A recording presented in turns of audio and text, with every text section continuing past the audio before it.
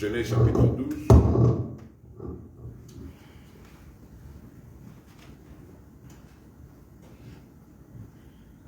Nous lisons le verset 7. L'Éternel apparut à Abraham et dit, je donnerai ce pays à ta postérité. Et Abraham bâtit là un autel à l'Éternel qui lui était apparu. Amen. Amen. Nous allons nous asseoir. Que le Seigneur puisse ajouter l'explication à la lecture de sa parole. Amen. Amen. Nous bénissons le Seigneur pour la grâce qu'il nous a encore accordée ce soir de pouvoir nous retrouver enseignés. Nous croyons que c'est par sa grâce que nous sommes enseignés. Amen. Ce n'est pas par notre effort, ce n'est pas puisque nous avions ce programme, mais c'est puisque le Seigneur l'a voulu ainsi. Amen. Voilà pourquoi nous disons que son nom soit loué. Amen. Nous voulons d'abord nous exhorter en disant par rapport à ce que l'apôtre Jacques nous a dit, c'est très capital. Toutes les écritures de la parole de Dieu sont capitales. Le frère Jacques dit ceci. Il nous dit ceci, Jacques chapitre 1er, au verset 22. Le frère Jacques dit, mettez en pratique la parole, ne vous bornez pas à l'écouter, en vous trompant vous-même, par de faux raisonnements. Car si quelqu'un écoute la parole et ne la met pas en pratique, il est semblable à un homme qui regarde dans un miroir son visage naturel et qui, après s'être regardé, s'en va et oublie aussitôt quel il était. Amen. Amen. Par rapport à cette exhortation, les frères Jacques, l'apôtre Jacques exhorte le peuple de Dieu à ne pas seulement se borner à écouter la parole, mais en la mettant en pratique après l'avoir écoutée. Et c'est cela même qui fait la différence entre celui qui est sauvé et celui qui n'est pas sauvé. C'est ça ce qui fait la différence entre un enfant de Dieu et celui qui ne l'est pas. Un enfant de Dieu, c'est celui qui écoute et qui met la parole de Dieu en pratique. Un bon disciple du Seigneur écoute et met la parole de Dieu en pratique. Quand quelqu'un reste seulement à dire que Jésus est Dieu, ça c'est une vérité, mais il doit aussi marcher selon la parole de Dieu. Voilà pourquoi quand vous lisez Malachie chapitre 3, l'Écriture dit que vous verrez la différence entre celui qui sert Dieu et celui qui ne le sert pas. Cette différence-là existe par rapport à la mise en pratique de la parole de Dieu. Celui qui sert Dieu, c'est celui qui met la parole de Dieu en pratique. Nous pouvons bien chanter, nous pouvons donner nos offrandes, nous pouvons faire tout ce que nous pouvons faire, tout cela c'est bien, mais ce qui est au-dessus de toutes ces choses, c'est la mise en pratique de la parole du Seigneur. Amen. Que Dieu vous bénisse. Amen. Alors, nous allons parler un petit peu sur les promesses faites à Abraham. Il y en a plusieurs. Dieu, quand il a appelé Abraham, il lui a fait beaucoup de promesses. Parmi lesquelles Dieu avait promis à Abraham de lui donner les pays de Canaan. Abraham était sorti de son pays, de sa patrie, selon l'appel du Seigneur. Quand il sort, le Seigneur lui dit que je vais donner ce pays à ta postérité. Pendant ce temps-là, Abraham n'avait pas encore d'enfants, il n'avait pas encore de postérité. Quand vous faites bien la lecture, vous allez remarquer que quand Abraham a été appelé par Dieu, il avait 75 ans. Il était déjà avancé en âge. Et Dieu l'a appelé. Et Dieu dit au verset 7, chapitre 12, dans le livre de Genèse, il dit, je vais donner ces pays à ta postérité. Alors, nous lisons maintenant Galates. Nous lisons Galates. Le frère Paul vient expliquer ça.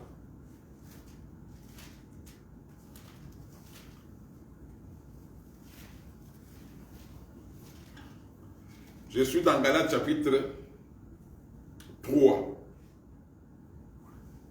Le frère Paul dit ceci. Je suis au verset 15. Galates chapitre 3, verset 15. Frère, je parle à la manière des hommes. Une disposition en bonne forme, bien que faite par un homme, n'est annulée par personne. Et personne n'y ajoute. J'aime ça. Verset 16. Or, les promesses ont été faites à Abraham et à sa postérité. Il n'est pas dit et aux postérités, comme il s'agissait de plusieurs, mais en tant qu'il s'agit d'une seule et à ta postérité, c'est-à-dire à Christ. Est-ce que vous voyez ça? Yes. Donc, quand Dieu promettait à Abraham, il y a Abraham que je vais donner ces pays à ta postérité. Le frère Paul dit que toutes les promesses que Dieu faisait à Abraham et à sa postérité, cette postérité, il ne s'agissait pas de plusieurs personnes, mais il s'agissait d'une seule personne qui est Christ. Amen. Donc, c'est-à-dire, quand Dieu disait à Abraham que je vais donner Canaan à ta postérité, il parlait de Christ. Donc, c'est Christ qui devait hériter le pays de Canaan par rapport à ce que le frère Paul a enseigné. Amen. Amen. Alors, nous rentrons dans Genèse. Là, nous allons maintenant dans Genèse chapitre 15. Nous allons expliquer comment Christ va hériter les pays de Canaan. Nous rentrons dans Genèse chapitre 15. Je commence par le verset 1er. Après ces événements, la parole de l'Éternel fut adressée à Abraham dans une vision et il dit, Abraham, ne crains point, je suis ton bouclier et ta récompense sera très grande. Abraham répondit, Seigneur l'Éternel, que me donneras-tu? Je m'en vais sans enfant. Donc Abraham cherchait un enfant. Et l'héritier de ma maison, c'est Eliezer de Damas. Et Abraham dit, voici, tu ne m'as pas donné de postérité, et celui qui est né dans ma maison sera mon héritier. Alors la parole de l'Éternel lui fit adresser ainsi. Ce n'est pas lui qui sera ton héritier, mais c'est celui qui sortira de tes entrailles qui sera ton héritier. Donc, par rapport à cette écriture, nous voyons Abraham en train de chercher l'héritier. C'est lui qui devait hériter ses biens. Et c'est lui qui devait hériter les pays de Canaan que Dieu avait promis à Abraham. Ici, Abraham n'avait pas encore d'enfant. Voilà pourquoi il dit à Dieu, comme tu ne m'as pas donné d'héritier, celui qui va alors hériter mes biens, ça sera Eliezer de Damas. Le Seigneur lui dit, non, c'est celui qui sortira de tes entrailles.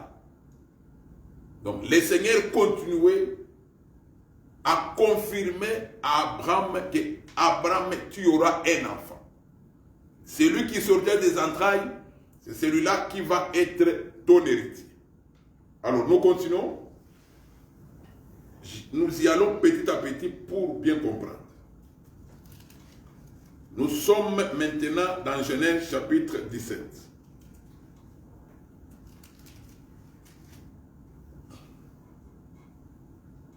Genèse chapitre 17.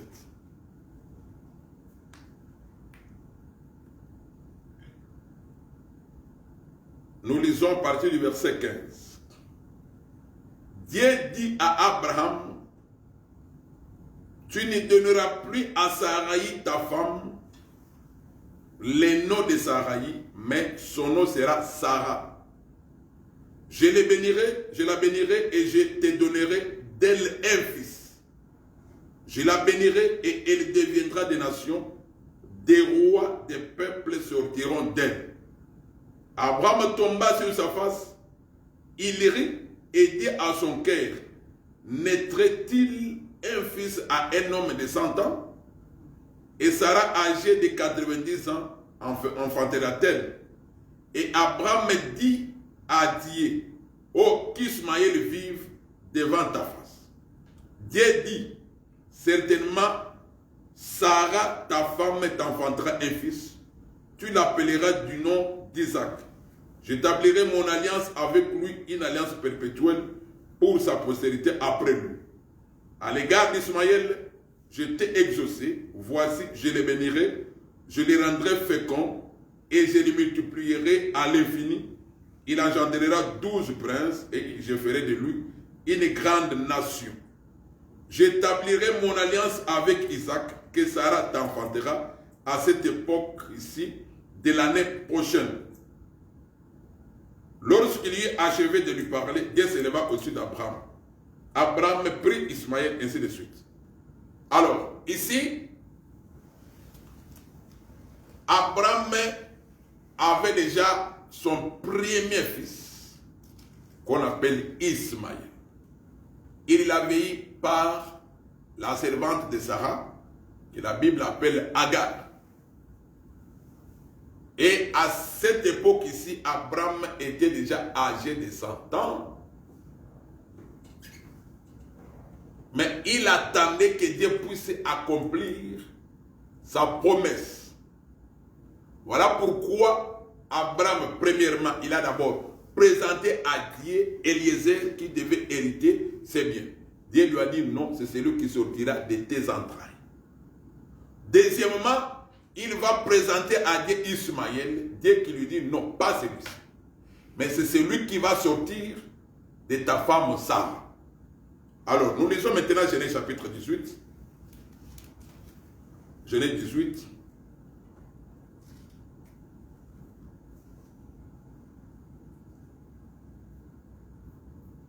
J'ai lu le verset premier.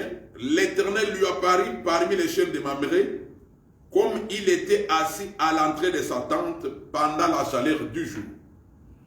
Il leva les yeux et regarda, et voici 3 hommes étaient debout près de lui. Quand il les vit, il courut au-devant d'eux depuis l'entrée de sa tente et se prosterna en terre. Nous sautons.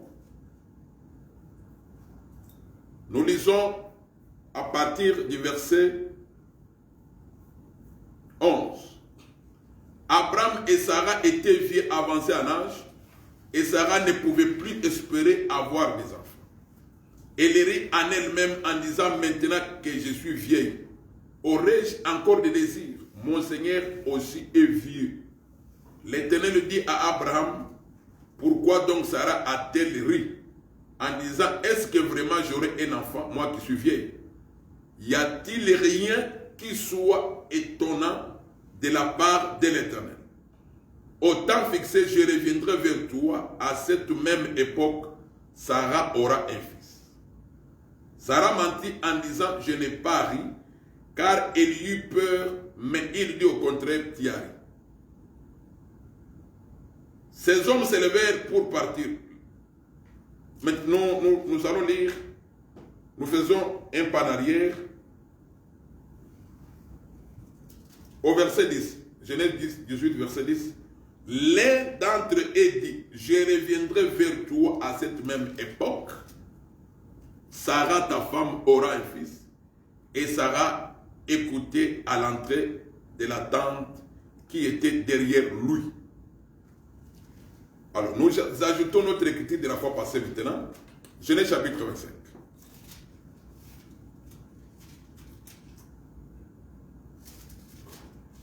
Genèse chapitre 25, le verset 5. Abraham donna tous ses biens à Isaac. Il fit des dons aux fils de ses concubines, et tandis qu'il vivait encore, il les envoya loin de son fils Isaac, du côté de l'Orient, dans les pays d'Orient. Voilà, suivez-moi maintenant. Dieu promet à Abraham de lui donner le pays de Canaan et donner cela à sa postérité. Mais quand le frère Paul vient expliquer, parler de la postérité, il parle de Christ. Donc, quand Dieu promettait à Abraham que je vais donner ce pays à sa postérité, le frère Paul ne parle pas des hommes, il parle du Seigneur Jésus comme celui qui va être l'héritier. Alors, quand Abraham cherche l'héritier, il a d'abord présenté Eliezer, il a présenté aussi Ismaël. Dieu lui dit que c'est celui qui va sortir de tes entrailles. Or, celui qui était sorti des entrailles d'Abraham, l'unique fils d'Abraham, on l'a appelé Isaac. Donc, c'est Isaac qui était le fils qui était sorti des entrailles d'Abraham. Donc, Isaac là, quant à la chair qui devait hériter les biens d'Abraham, selon Genèse chapitre 25, à qui Abraham avait remis tous ses biens, Isaac là était seulement l'image du Seigneur Jésus. Donc Abraham parlait seulement de Dieu le Père, de qui est sorti le Seigneur Jésus. Voilà pourquoi le Seigneur Jésus pouvait dire que je suis sorti du Père et je m'en vais au Père. Donc Dieu a un seul fils qu'on appelle le Seigneur Jésus-Christ. Alors maintenant remarquez, quand vous lisez Genèse chapitre 22, Genèse chapitre 21, quand vous lisez Genèse chapitre 21, vous allez remarquer une chose.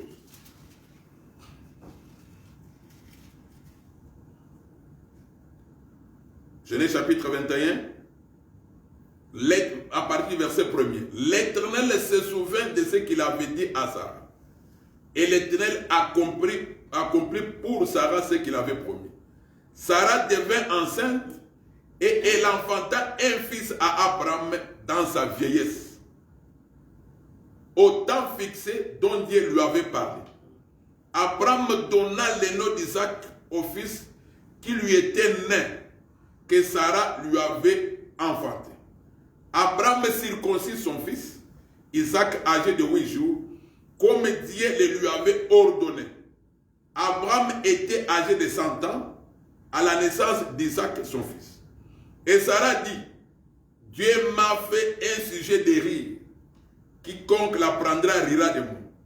Elle ajouta, qui aurait dit à Abraham, Sarah allaiterait des enfants, cependant je lui ai enfanté un fils dans sa vieillesse. Donc Isaac, c'est le fils de la vieillesse d'Abraham. Est-ce qu'on se comprend? Donc c'est un enfant que Abraham aille dans sa vieillesse. Or la vieillesse, c'est ça l'état de faiblesse.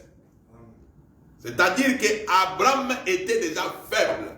C'est dans sa faiblesse que Abraham aille le fils, son fils unique, c'est lui qui est sorti de ses entrailles.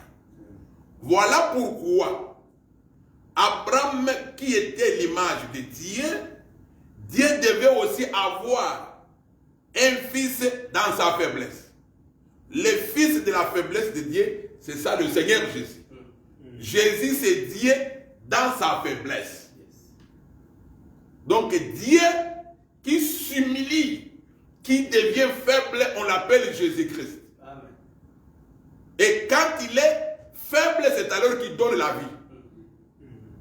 Donc l'état de la faiblesse de Dieu, ce n'est pas la faiblesse par rapport à l'homme, c'est ça même ce qu'on appelle la grâce de Dieu.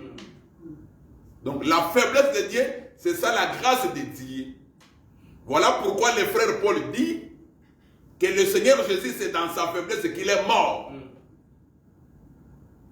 Voilà pourquoi, quand vous lisez les Écritures, quand on parle de la faiblesse de Dieu, on présente Jésus-Christ comme étant l'agneau de Dieu. Or, l'agneau, c'est un animal qui est toujours faible par rapport au lion. Dieu, quand on le présente comme lion, il ne donne pas la vie.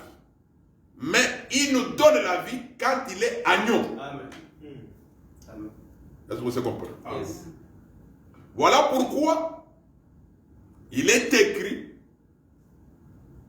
qu'en Égypte, pour que le peuple d'Israël puisse sortir de l'esclavagisme, c'était l'agneau qui avait été immolé. C'était l'agneau qui était mort. C'est ce sang-là qui avait fait à ce que le peuple d'Israël puisse sortir du pays d'Égypte. Alors, voilà pourquoi Isaac, comme étant le fils unique d'Abraham, comme étant l'héritier d'Abraham quant à la chair, Dieu pouvait dire à Abraham, va m'offrir ton fils, ton unique. Alors, quand nous ramenons ça en Christ, voilà le Seigneur Jésus comme étant le fils unique de Dieu. Dieu devait aussi l'offrir à la montagne de Golgotha. Est-ce que vous comprenez? Yes. Alors maintenant, nous rentrons dans Galates chapitre 3. Galates chapitre 3. Galates chapitre 3.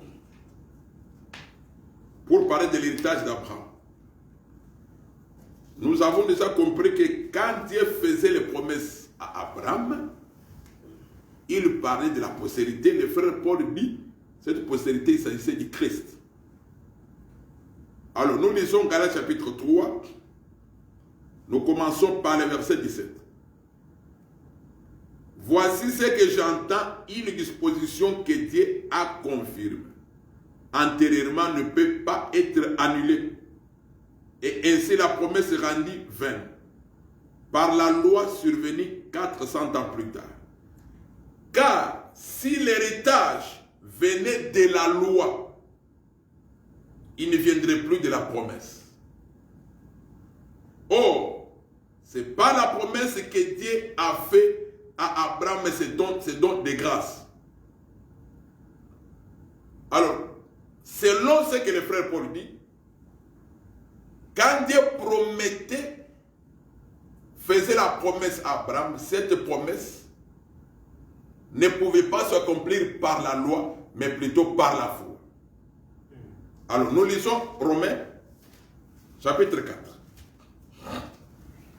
Romains, chapitre 4. Je suis au verset...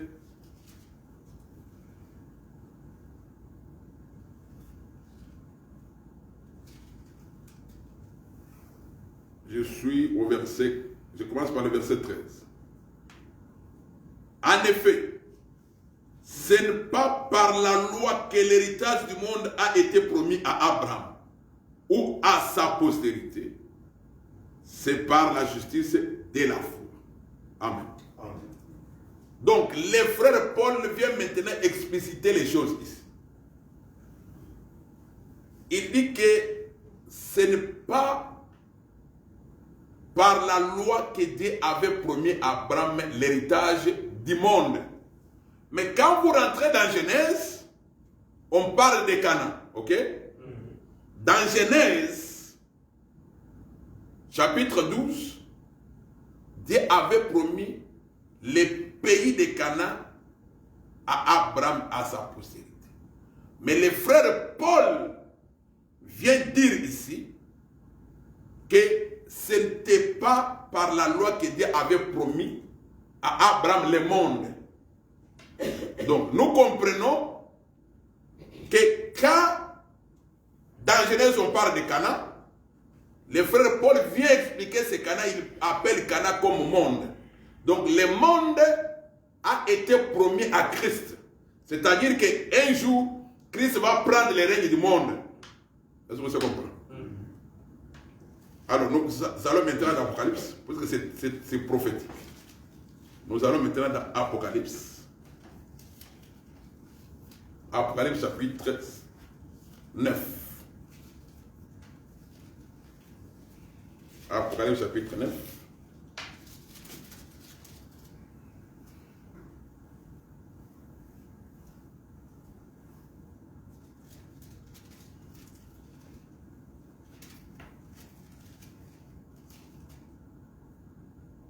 Non, Apocalypse chapitre 11 plutôt, au verset 15. Apocalypse 11, verset 15. Le 7e ange sonna de la trompette. Il y eut dans le ciel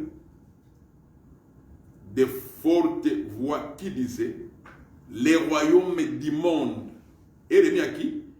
À notre Seigneur et à son Christ. Il régnera au siècle des siècles. Voilà.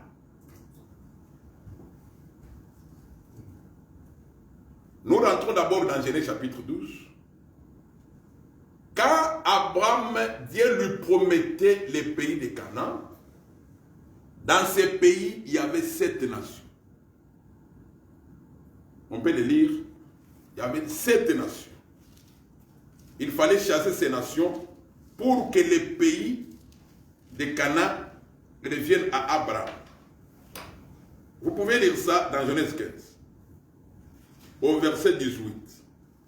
En ces jours-là, l'Éternel fit alliance avec Abraham et dit: je donne ces pays à ta postérité, depuis les fleuves d'Égypte jusqu'au grand fleuve, au fleuve d'Euphrate, les pays des Kéniens, des Kénésiens, des Cadoniens, des Hétiens, des Phérésiens, des Réphaïm, des Amoréens, des Cananéens, des Girgasiens et des Jébusiens. Donc, ces pays-là, des Canaan, c'est un pays habité. Il y a eu des nations païennes là-bas. Mais Dieu promet ça à Abraham et à sa postérité. Dieu dit que je vais te donner ces pays. Or, ces pays étaient déjà occupés.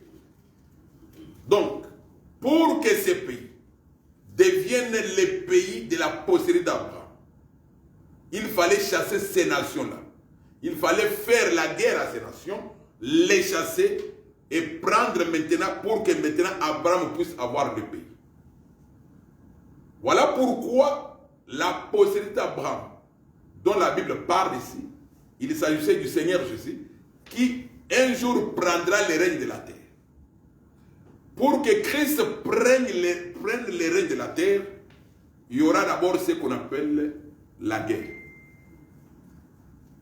Voilà pourquoi, quand vous lisez Apocalypse chapitre 8, vous voyez les 7 anges ayant les 7 trompettes. Et ces trompettes-là, ce sont des trompettes de guerre. On peut dire ça. Apocalypse chapitre 8. Apocalypse chapitre 8. Vous êtes là?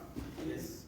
Quand il ouvrit les 7e sceaux, il eut dans le ciel un silence d'environ une demi-heure.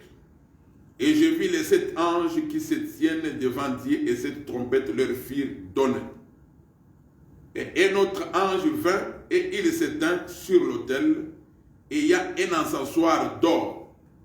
On lui donna beaucoup de parfums afin qu'il les offrit avec les prières de tous les saints sur l'autel d'or qui était devant les trônes. La fumée des parfums monta avec les prières des saints de la main de l'ange devant Dieu. Et l'ange prit l'encensoir, les remplit du feu de l'autel et les jeta par terre. Il y eut des voix, des tonnerres, des éclairs et un tremblement de terre. Et les 7 anges qui avaient les 7 trompettes se préparèrent à en sonner. Verset 7. Le premier sonna de la trompette, il y eut de la grêle et du fumet mêlés de sang qui furent jetés sur la terre. Les tiers de la terre furent brûlés et les tiers des arbres furent brûlés et toute herbe verte fut brûlée. Le second ange sonna de la trompette et quelque chose comme une grande montagne embrasée par le feu fut jeté dans la mer et les tiers de la mer devinrent du sang. Verset 9. Et les tiers des créatures qui étaient dans la mer et qui avaient vu mourir et les tiers des navires périrent. Le troisième ange sonna de la trompette et il tomba du ciel une grande étoile ardente comme un flambeau et elle tomba sur les tiers des fleuves et sur les sources des eaux. Je saute, je vais au chapitre 9. Le cinquième ange sonna de la trompette et je vis une étoile qui était tombée du ciel sur la terre. La clé du puits de l'abîme lui fut donnée. Et il ouvrit les puits de l'abîme et il monta du puits une fumée comme la fumée d'une grande fournaise. Le soleil et l'air furent obscurcis par la fumée du puits. Alors, je termine par le septième ange au verset 15. On a déjà même lu ça, on peut relire Apocalypse chapitre 11, verset 15. Le septième ange sonna de la trompette, il y eut dans le ciel de fortes voix qui disaient le royaume du monde est remis à notre Seigneur et en ce Christ il régna au siècle des siècles. Pour confirmer ça, nous lisons Nombre chapitre 10. Nombre chapitre 10. Nombre chapitre 10.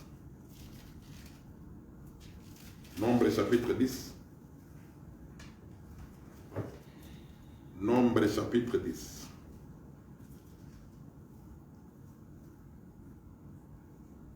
L'Éternel parla à Moïse. On commence par le verset 1er. Et dit, fais-toi des trompettes d'argent. Tu feras d'argent bâti. Elles te serviront pour la convocation de l'assemblée et pour le départ des camps. Quand on sonnera, toute l'assemblée se réunira auprès de toi à l'entrée de la tente d'assignation. Si l'on ne sonne que d'une trompette, les princes, les chefs des milliers d'Israël se réuniront auprès de toi. Quand vous sonnerez avec éclat, ceux qui campent à l'Orient partiront. Quand vous sonnerez avec éclat pour la seconde fois, ceux qui campent au midi partiront. On sonnera avec éclat pour leur départ. Vous sonnerez aussi pour convoquer l'assemblée, mais vous ne sonnerez pas avec éclat. Les fils d'Aaron, les sacrificateurs, sonneront des trompettes. Ça sera une loi perpétuelle pour vous et pour vos descendants. Lorsque votre pays, vous irez à la guerre contre l'ennemi qui vous combattra, vous sonnerez des trompettes avec éclat. Vous serez présents au souvenir de l'Éternel votre Dieu et vous serez délivrés de vos ennemis. Voilà. Donc, dans Nombre chapitre 10, Dieu avait déjà dit à Moïse de pouvoir faire des trompettes d'argent. Ces trompettes pouvaient servir soit pour la convocation du peuple, pour que le peuple puisse se réunir autour de la tente d'assignation, soit pour le départ du camp. Et aussi, ces trompettes, on pouvait les sonner pendant la guerre. Vous comprenez? Selon l'écriture, les trompettes, c'était pendant aussi la guerre. Souvenez-vous de Jéricho, comment la muraille de Jéricho était tombée. Quand vous lisez Josué chapitre 6, Dieu avait dit seulement à Josué de prendre sept sacrificateurs et de leur donner des trompettes. Et quand ils ont sonné, l'écriture n'a pas dit qu'ils avaient chanté, ils ont sonné seulement des trompettes et la muraille s'était écroulée. Est-ce qu'on se comprend? Dieu ne fait que répéter ce qui est passé. Dieu nous a enseigné depuis Moïse des choses qui vont venir. Voilà, depuis Moïse, Dieu, quand on fait des trompettes, quand on sonne la trompette sans éclat, c'était pour rassembler le peuple autour de la tente d'assignation. Le frère Paul explique la trompette comme étant une voix. Est-ce que vous comprenez? C'est-à-dire qu'il y a une voix qui rassemble le peuple. Cette voix-là, ce n'est pas une voix avec éclat, c'est une voix qui est... Donc Dieu parle à basse voix. Cette voix aujourd'hui, c'est ça l'évangile, la parole que nous sommes en train d'écouter, c'est cette parole qui nous rassemble aujourd'hui. Amen.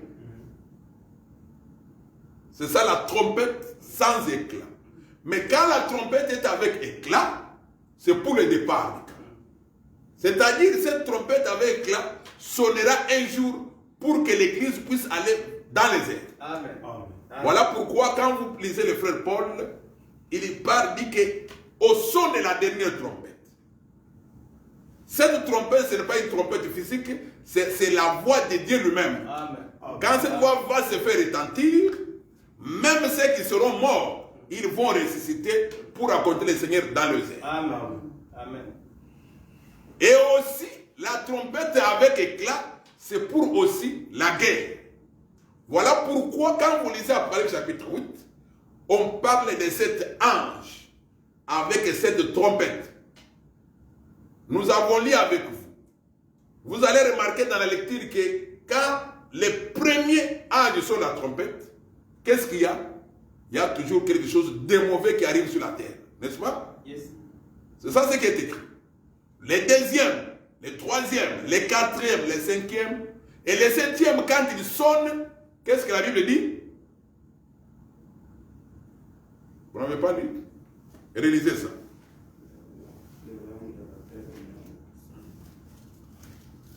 Réalisez ça. Quand le septième ange sonne la trompette. Apocalypse 11. Apocalypse chapitre 11. Verset 15. Le septième ange sonna de la trompette.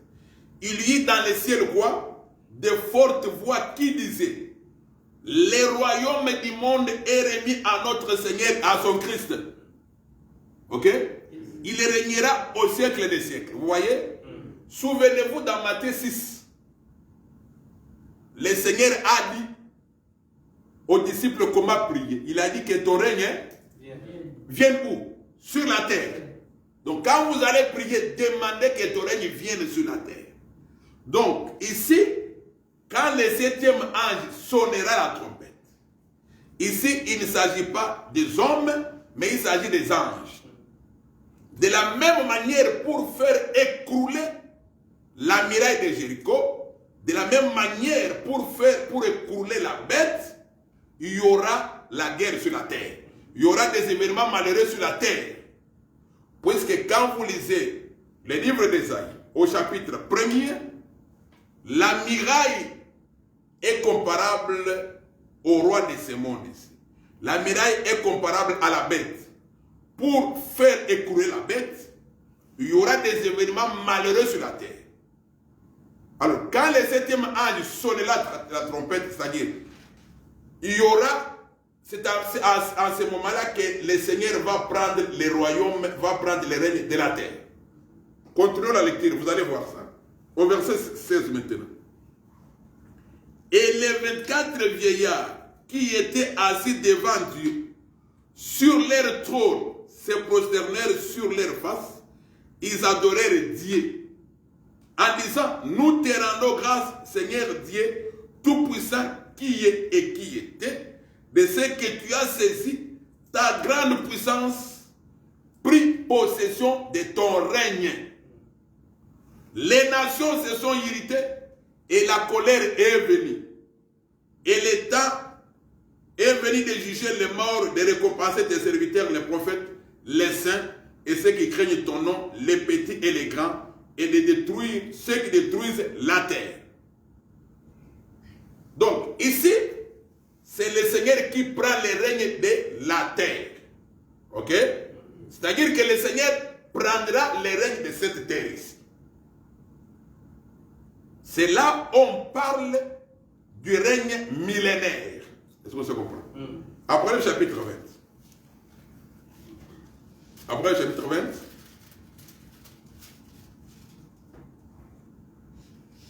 Verset 1er. Puis j'ai vu descendre du ciel un ange qui avait la clé de l'abîme et une grande chaîne dans sa main. Il saisit les dragons, les serpents anciens, qui est le diable et Satan. Il est lié pour 1000 ans. Voilà. Vous voyez ici? Donc, quand le Seigneur liera le diable pendant 1000 ans, c'est alors que le règne de la terre sera donné à Christ. Pour accomplir la promesse faite à Abraham. Le véritable Abraham ici, il s'agit de Dieu lui-même. Dieu prendra le règne de la terre pendant 1000 ans. Est-ce qu'on se comprend? Il prendra le règne de la terre pendant 1000 ans. Mais avant que ces événements malheureux arrivent sur la terre, l'Église sera déjà enlevée. Est-ce qu'on se comprend? L'Église sera déjà enlevée. Vous savez, il n'y a rien de nouveau sur la terre selon ce que Salomon a dit. De la même manière, quand Dieu a créé Adam, il lui a donné le règne de la terre. Vous vous souvenez? Yes. Dieu a donné à Adam le règne de la terre. Adam a dominé sur les animaux. Il a dominé sur toutes choses. Mais Adam est tombé dans les péchés. Alors le Seigneur va reprendre ça par Christ. Est-ce qu'on se comprend? Yes. Et quand Adam avait régné, il n'avait pas régné seul, il avait régné avec son épouse. Amen. Est-ce qu'on se comprend? Amen. Christ aussi régnera sur cette terre avec son épouse. Amen. Amen. Mais avant que Christ règne, les nations seront d'abord neutralisées. Est-ce qu'on se comprend? Yes. Si vous avez le temps, vous pouvez lire Daniel. Daniel en parle clairement. Donc d'abord les nations de la terre. L'Amérique c'est une nation, le Canada ce sont des nations. Toutes ces nations seront d'abord neutralisées. Voilà pourquoi quand Dieu promettait à Abraham le règne de Canaan, il y avait des nations. Il y avait 7 nations là-bas. Voilà pourquoi vous allez vous souvenir, Dieu nous a enseigné ça par le fait de faire sortir Israël de l'Égypte pour l'amener au pays de Canaan. Ça, c'était un enseignement. Mais pour que Israël prenne possession de Canaan, il devait y avoir la guerre contre ces nations-là. C'est ça ce que Christ fera, avec que Christ prenne le règne de la terre pendant 1000 ans, bien sûr, avant l'éternité. Puisque nous avons toujours expliqué ça, il y a une grande différence entre le règne millénaire et l'éternité. Pendant le règne millénaire, les nations vont exister, mais sans force, sans puissance. Seul Christ sera élevé. Il sera le roi de toute la terre. Mais après cela, il y aura maintenant ce qu'on appelle l'éternité. Alors, qui va maintenant être dans le règne de Christ? Qui va participer là-bas? Nous terminons par là. Nous lisons Romains. Romains, chapitre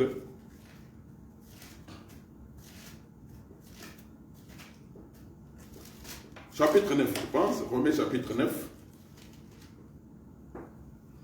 Romains, chapitre 9.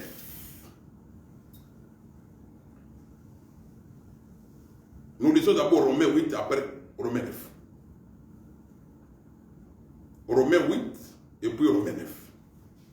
Romains 8 dit ceci. Au verset 17. Or, si nous sommes enfants, nous sommes aussi héritiers. Vous voyez? Héritiers de Dieu et co-héritiers de Christ. Vous voyez? Vous voyez la différence, hein? Nous sommes des co-héritiers avec Christ. Premièrement, c'est Christ. Et comme Christ hérite, nous héritons aussi avec lui. Nous héritons la même chose avec lui. Alors maintenant, lisons Romains chapitre 9. Nous sommes au verset 6. Ce n'est point à dire que la parole de Dieu soit restée sans effet. Car tous ceux qui descendent d'Israël ne sont pas Israéliens. Et pour être la possession d'Abraham, ils ne sont pas tous de ses enfants. Mais il est dit, en Isaac sera nommé pour toi une postérité. Vous voyez ça? Donc, ce n'est pas tous ceux qui viennent d'Abraham, d'Israël, qui sont réellement des enfants d'Abraham. Ce n'est pas tous ceux qui descendent d'Israël qui sont tous des enfants d'Abraham.